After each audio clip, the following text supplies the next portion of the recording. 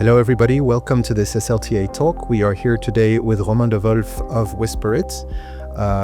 Hello Romain, good to see you. Hello. Could you tell us in a couple words what Whisperit does? Whisperit is a collaborative AI workspace that we built in Switzerland for lawyers. That uses AI. Of course, a lot. All right, thank you very much. So your personal journey is fascinating, and I know you talk a lot about that on social media. You are a college dropout at 13, and all of a sudden you turn into this CEO who built Whisperit. Could you walk us through the journey? Yeah, of course. I think dropping out of school gave me a lot of energy and power, because I feel like I have to come back and work harder now to win again this almost 10 years that I lost doing skateboarding, because what I did was skateboarding for a long time, and I hope to be a future Tony Hawk, but that didn't happen. Do you think that gave you an edge for innovation? You know? I don't know if it's for innovation, but it gave me an edge of resilience, because skateboarding is all about falling and getting up again, and I use that every day as an entrepreneur. All right. Well, that's an impressive opening. So you solve problems in the legal field. So how do you get from skateboard to the legal field to Whisperit? Mm-hmm. Yeah, there's of course a whole journey in there, and I always knew and dreamed about creating my own company. And when we were discussing with lawyers about their problems, and they wanted to have a secure AI mechanism or tool here in Switzerland, and nothing existed back in the days. And that's where we had a work group, and we were discussing about this problem. And we had a competitor that entered the space, and we were about to drop the idea of building something for lawyers. But we discovered that at closing, I asked them, but if you have any other problems, it will be great that we will work together, because we had these great exchanges, and it will be amazing. And that's when one lawyer raised his hand and was like, well, I have this problem. I'm dictating, and I'm then having this on my dictaphone, and then syncing with my computer, sending that to the assistants, and then it takes forever to have a first draft of a first document. And that I was like, whoa, there must be something we can do better with AI and with dictation today. And that's how it all started. So the beginning of the company coincided with the arrival of the AI on the broader market. Yes, exactly. Yeah. So let's say I am a lawyer, mm-hmm. and I want to use Whisperit. So what does it do for me as a lawyer? Mm-hmm. There's different aspects that it does, of course, but I would tell I can bring you maybe down the journey of Karen. Let's say Karen is a lawyer, and she has a new case that she needs to take over. And sometimes you get a lot of documents, a mess of data that you need to trigger. So Whisperit will already sort that chaos and clean that up and summarize it for you. And then you can start interacting with asking questions and using AI to manipulate that. So you will get a chronological timeline of everything that happened in that case. You will get all the parties that are involved, only the beautiful interface. And then you can start asking questions, manipulating, writing email drafts based on this data to your customers or to whatever you want. So this is the first example of what you can do with Whisperit. I'm thinking about there's always one question I'm concerned about when I use the summarize feature mm-hmm. of an AI. It's what is it leaving out of the summary? And I'm always worried about, how reliable the summary is. Do I need to really read through the whole thing myself and make sure that, whatever it left out is not something that I didn't want to leave out? So because this is a concern. So how do you tackle that concern? I think that, we say that AI is not perfect. Everyone knows it. So even ChatGPT 5 that was released yesterday is not perfect. It's better, but it's not perfect. So it can leave out some stuff. How we do that? We do different methods of analyzing the data with some fancy agentic workflow that does that. But we analyze it deeper, and we have different levels of summarization. So you can customize that. And we have very short summary, we have longer summary, and then you can go and apply your expertise by querying your data, asking the questions, opening a PDF to really read it read the whole documents. So we give you the tool, but we are not lawyers. Whisperit is just trying to enforce you as a lawyer and make your life easier. Okay, so Whisperit has a lot of features, right? So it has transcription, it has document drafting, it has Q&A, it has research. What are the most I mean, what gets users excited? What are they looking forward for when you show them a demo? I think there is a first big aha moment when they dictate something and have a ready document to be printed out in a Word or PDF file. And this is like, we have what we call templates. So you can have your templates and then you can just dictate the essential part of this document. And then you have everything that is laid out for you. You have you can have your header, your footer, your logo, your style of writing, and everything is then instantly appearing in front of you. And then people are like, whoa, it took me 2 hours to write that and put all the, we say mise en page, the formatting in English. So the formatting takes a lot of time, and administrating and doing all this admin work is a lot of time. And we are winning a lot of time and giving them. And so we have customers like in Geneva, and they say, previously it requires us 2 hours to write this document and to print it out and so on to get it ready. And today in 10 minutes, we have a first document ready. So that is really what people talk about when we're saying that technology should empower lawyers. People are saying that there is more efficiency to be gained by using these tools. And that's a very good way to see where it saves money. You have a very interesting calculator on the website to be able to assess how much you're saving. So obviously there is this question that lawyers ask. So am I going to make less money because of those tools? My general feeling is no, you're just going to be serving more clients. What do you see? I think the billing question is up to everyone. It's changing and it's challenging the market. So people are scared about that, definitely. I see lots of different trends, maybe two camps. But what I see is that lawyers get scared because they see that sometimes they answer to the opposite party. They send them a lot of data and they have an answer within 2 hours. And that's when they realize, and it's like, okay, the opposite party is definitely using AI. Otherwise, this would never be possible. Even if they have 600 lawyers taking this into action, it's not going to be possible. So they see that the trends is changing. The people are using new tools, and they have this. There's this fear of missing out the train, so they want to catch up this train and go on and use AI to be able to work faster.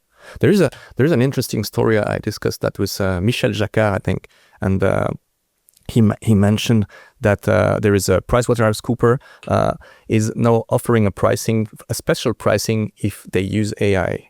And what is interesting is that pricing is higher. If you want to have them use AI for producing your work, you will pay a higher hourly rate. And this is a very interesting thing. I let you think about it. I think it kind of makes sense when you think about it. Why? I'll tell you why I feel that this does make sense to a certain extent. You have a huge amount of data to work with when you're thinking about hiring PwC. You're not going to hire them for a regular divorce of 5, a simple convention. You're going to use them because you have complex matters to tackle. Using this AI will give you insights into the documents, new insights that you wouldn't have been able to have if you hadn't used these tools. So I'm thinking it gives you actually more work. I think we also had it might have been, but we had this discussion with a member of the Big Four recently, and he was saying the same thing. With these AIs, we can generate insights that our human brains would not have been able to generate. So is that where the extra price comes from? I think so. Yeah. It's from being more efficient and being able to do more with the same amount of time. Okay. So you really emphasize that on your website. You say, we are a co-pilot for lawyers. And your quotes on your website is, we envision a future where legal professionals leverage AI to enhance their expertise, not replace it. So this always, again, it goes to the core matter of technology, is that it really enhances the job. That's the vision of Whisperit. Yeah, totally. What is interesting, I have a great example, is like, if you have an expertise report that you want to understand what the opposite party could challenge in that expertise report. And I'm not a lawyer, but I discussed with someone, you can list a few things, come out of your head. But then we were very surprised when we ask AI to do this. It will almost all the time come up with some new ideas that we didn't have at the first place. And we were always scared about the creativity of AI, and we know today that it's very creative in a way. It can think out of the box, and it can challenge us and find some new ideas, like you mentioned, that will help us in court, for example. Are they new ideas, or is it just really good at going through all the problems? Because I've realized that when you ask it to do something that is not in the training data, it's going to have a lot of trouble doing it. But going through a list of key issues that regularly come up in the training data, it seems that it does really well. And maybe we don't do it so well as lawyers. Where do you think that the answer lies? Yeah, the training data has definitely an impact on it. Better, bigger models will behave better in answering and challenging. There's some ways I think you can overcome this. Like you can apply a mechanism like Einstein is using to find IDs. So he was picking up the dictionary, picking up random words, 3, and then he was trying to see the problems from these angles of these words, like cloud or lights or whatever. And this was the way to try to think outside the box. So, and you can apply these things with AI. You can ask AI to reproduce these techniques to think outside the box and find new creative way or new problem thinking or analyzing whatever data you throw at it. Oh, that's amazing. I never thought about doing this. This is a really good idea. You made a point to host your service in Switzerland. So this was obviously a very important point for you. You advertise it. So what was the thinking process behind it? It's also a matter of security, isn't it? Of course, security is key. We need to be reliable. We know that we need to build a product that lawyers trust. So we have a banking secure mechanism in Whisperit, and we have that from the ground. And I like to say that this is the first pillar of Whisperit, security. So that's non-negotiable, I would say. But it was very hard in the beginning because using AI in Switzerland, I feel we are lagging a bit behind. So to be able to access models in a secure way, it's really hard. At first, we had our own model with our own GPU to try to use our own in-house AI. But this was very quickly a problem because we couldn't scale as fast as we wanted. So we had to partner up, and we'd partner up with Microsoft Azure in Zurich, for example, and they have great security. They have all the money in the world to be able to build secure mechanism. And that's one of the biggest partnership we have to be able to provide that. All right. Thank you very much for that. Now let's switch to your personal journey. So you're one of those entrepreneurs who is very open about their journey on social media. You are very present. You talk about the challenges you face. You talk about the issues you try to solve, about the personal hurdles you have to overcome. You share a lot also about failures, and you know one of your biggest moments on social media was when you just said I'm fed up with this, and that gave you visibility. No, could you share that story? Of course. The very interesting part about so indeed, yeah, I shared my failures a bit more than a year and a half ago, and it was a difficult time where that's how basically Whisperit was started. It was a difficult time because I had previous company. It was not working as I wanted. And I was seeing people sharing all their successes on social network. And I was like, okay, come on, this is not the real life. Not everyone is making it so easily. And I just shared these feelers, and it went a bit viral, and I got the first haters, I got a lot of love, I got job opportunity, I met new people that I hired, and what was amazing for me very personally in that it helped me to realize it's okay to fail. It's part of the journey, and it helped me to turn the page and to be able to be 200% focused on Whisperit. And that's the good thing and the beautiful thing about accepting what happens and letting it go, I think. But that's a very important point in any kind of entrepreneurial journey. You will fail. It's very rare that you would build everything and that it's going to be glamorous and then you're going to be invited everywhere and then you're just going to get these amazing reviews. Overnight success doesn't exist, exactly. All right. So, but that has informed your vision about how to talk to your clients, hasn't it? How do you persuade people that your software is the one to use for their needs? Yeah, it has a small role that I love to do. Is since the early days of Whisperit, when I do sales meeting or new meeting with new people, I like to ask, what is your story? It's like an opener, an icebreaker. And it's crazy because it's trying to be very humble and open and sharing quickly what you want. And some people share just 30 seconds of what they did and how they came to that meeting. And some people talk for like 40 minutes and tell me their whole lives. And I do the same, of course, if I see, I try to adapt to whatever. But I always share transparently that I'm a dropout, that I did skateboarding and everything. And it's crazy how it can create contact and bonding, and this create trusts, and this leads to doing a partnership and selling and implementing our tool, I think, easier. So we try to avoid being big-headed and just, we start to have a conversation. Let's see if we can help you, and let me show you what we did, and maybe we can work together. So you really actively build your software in public here. Yeah, totally. and all the features came from feedback from people, and like on social media. Yeah, on social media, on discussions like we have now. Back on the head, I have maybe one or two ideas that I'm like, okay, maybe I need to take that. And I love that. I think it's the most powerful. And what I love to do, I'm asking myself how AI is going to help me in that as well on our own journey. And I try to, and I think conversation like the one we have now can do a lot of things in terms of my work. Personally, it can help me grow. In my company, it can give me some ideas on the social network, and then I can share transparently, and some other stuff. I can update my documents on my website, or some quoting that I could make better from what you give me for feedback. And I think AI could help me as well to automate part of these things. That's my goal. Okay. But how is the life of a founder and CEO for you? So, like, do you wake up in the morning, do you do some coding, then you go to the lake, then you do a meeting? What is it really like? Right now, it's I have two small daughters, so usually I try to wake up and we have the breakfast together.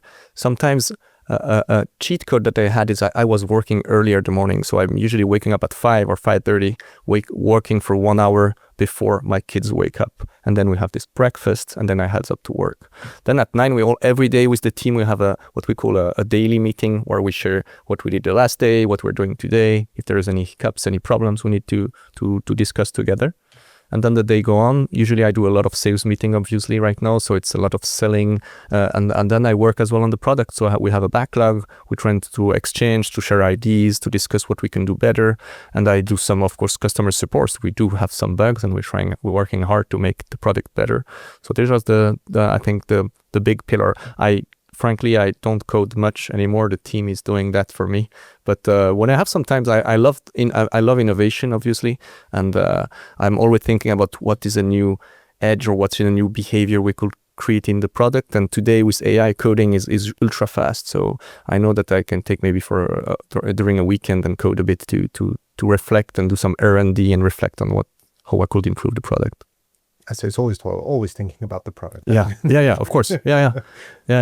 But in a user central way, because it's by having the feedback, what we know, okay, what is not going well for them, how can we improve? And that evolves over time, all the time. Yeah, of course. But we realize that administration work is the most painful for a lot of lawyers. They love their job, they love the brainstorming, the exercise of thinking about their case and everything, but typing the timesheets, exporting the word and styling this title and the italic and doing this bordereau. I don't even know how to say that in English. It's really painful, and that's where I think AI today can really help you to go faster. All right. Thank you very much for sharing about that. I wanted to switch over now to Whisperit. So you have built a customer base now. You have quite a lot of clients. What gets people on board? Like, what did you find is the feature that gets people's eyes sparkling? Well, the dictation, obviously. Yeah. When they see the dictation and they have a ready to be printed out document in seconds, they are like, whoa, this is huge. That's the first thing. Then there's the case analysis, like dropping files, sorting it out, and being able to chat with your data is like, they are like, this is insane. Because previously you had to search with, quotes and stars and and or, and it was complex to create this query. Today you can dictate this query with your voice, and you will have AI to provide access to that information. So do you get any pushback? Like, of course, status quo. Yeah. Status quo is the biggest. People are like, oh, that's great, but I love how I work today. Why would I change anything? Is it true though? Do they love how they work today? I think they do, but I think it's like, as we get older, we don't want to change. And so that's a tendency. Some people are easy to convince in the time they're ready to take the adventure and embrace new technology. Some are not. So for me, the biggest challenge is status quo, is convincing them that it will make their life easier and it will save them time. Okay. You added an advanced legal research feature in March of this year. What's next on your roadmap? Where do you see Whisperit going? We have two big edge. First is integrations. We're now discussing integration with the big players in the area and in the world. So the idea is really to be integrated, be it with your Microsoft SharePoint data or with your CRM or other tool to write your timesheet, because we're not a timesheeting tool. So integration is one, and then it's workflows. What we know is that people with AI, the question with AI is not what can you do with AI. Today the question is like, what can't you do with AI? But it's not easy to train people and teach them how to use it, because there's so many things you can do. So one thing is, by having workflows, we have a few ones that have been added. We can really guide people click by click into what they do. You want to translate a document, you want to do a research or scan some complex Excel sheets and extract all the summaries into some specific data and so on. So we can personalize really into your workflow where your team is growing and is working and make that easier. So workflow is something big that we're working on. Talking about the future, a lot of companies, especially big US companies, say that, regulation is an obstacle. We need to go faster and innovate faster. My view on this is that we only regulate where we see that there is a risk for society. We don't just regulate because we need regulation. We see a risk. For example, Google search is not much regulated because it really just improves access to information. AI, on the other hand, we see a lot of risks with it. So what is this debate about regulation? Should we regulate? Yes. How much? Where do you see the balance? I even imagine it's a shifting balance. I think evolution and the way we use AI and how AI is evolving is key, and it's very important. And we see what everything we can do with it is bigger and crazier every day, I would say. So we need this innovation to go on, and we will not be able to stop it. We can look back in the history of the humanity, we cannot stop it, be it the Industrial Revolution or anything. So we need it. On the other side, what is great is, I think, when we can use these models in a secure way is key, because there is sensitive data, be it medical, be it law data. We want to have this security. So ideally, we could innovate, and on the other side, we could use securely some model without compromising sensitive data. That's my dream, and I think that's why we're trying and achieving with Whisperit. Yeah, that's true. And the regulation, when we talk about risk, we talk about risks to fundamental human guarantees. So what do you see as, is it just about the money at the end of the day? Is that the reason why we should say, let's innovate faster so that, we don't have our human rights guarantees anymore? Because that's the risks we're talking about, high risk to fundamental human guarantees. Yeah. And you've expressed much more skepticism towards this reluctance for regulation than some tech entrepreneurs. How do you see? What's your vision about this problem? How do you perceive it? Well, a bit like I just said before. I think we need to keep innovating, and we need to keep things safe and secure for the jobs that need it. That will be my first feeling. I think the safety of the humanity. My gut feeling is, like, maybe I'm a fatalist, is I think the dice have already been rolled. It's going on. Then the thing is, how are we going to manage this? Frankly, I don't know. I try to use it as much as we can to help ourselves in our daily lives, and that's why we built Whisperit. But I don't have any other answers than that. But regulation isn't getting in your way. No. Of course, that's the question. Then, yeah, of course, regulation is getting in our way. So because it's making our life complexer or difficulter. But I think there is good way to regulate things, and there is stupid way to regulate things. And you gave the example of Google search. But we have, if you look in Switzerland, we're trying sometimes to regulate things that would need no regulation at all.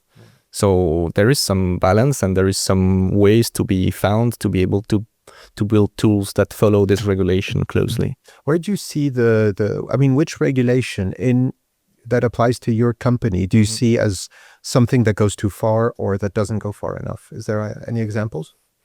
I mean, there is the LPD for the Loi de la Protection des Données, of course. There's the AI Act that are putting the ground. The Swiss Bar Association? Yeah, thank you. They're giving guidelines. But if you read the guidelines, it's very interesting because they give guidelines, but they don't really tell you what to do. They say, it will be better if you could do that in your house. But if you don't have the choice, you can go into the cloud.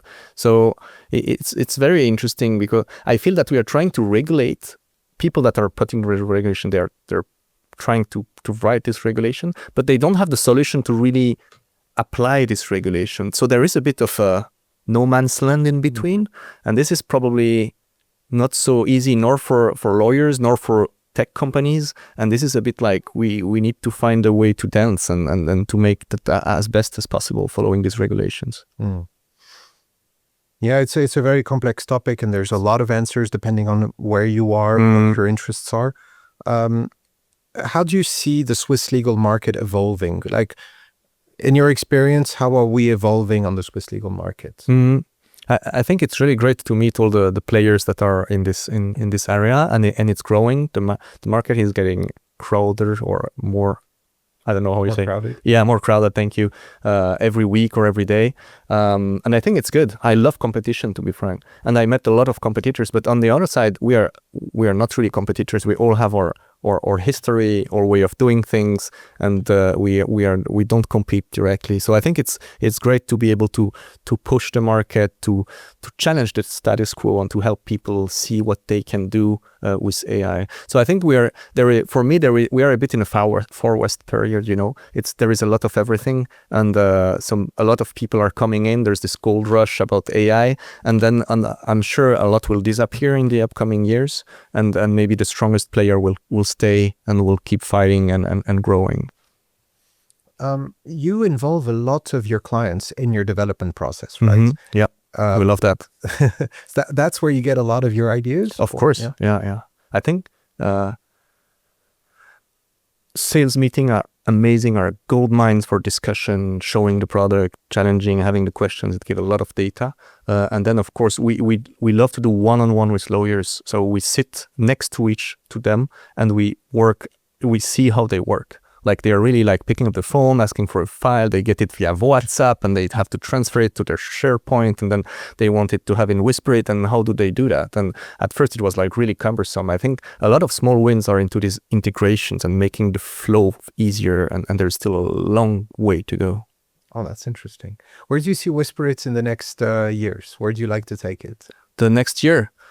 Year or years? Okay, yeah. No, in the next year, I wish we had the goal is to have 500 customers by the end of the year. And we want to grow a bit the team. We're hiring right now. And we want to continue building the great product. So we are polishing these features. We see that there's things we can make better. So that's the idea. And of course, more customers, more happiness, balance, work-life balance is great. So yeah, let's see where this goes. All right. So thank you so much for joining us on this talk. This was Romain de Wolff of Whisperit. Thank you very much for listening to this interview. I hope to see you on our website, swisslegaltech.ch. You can become a member there. You would support our work. And we can see you on our YouTube channel, Swiss Legal Tech. Thank you very much, Romain. Thank you, Nicolas. See you soon, everyone.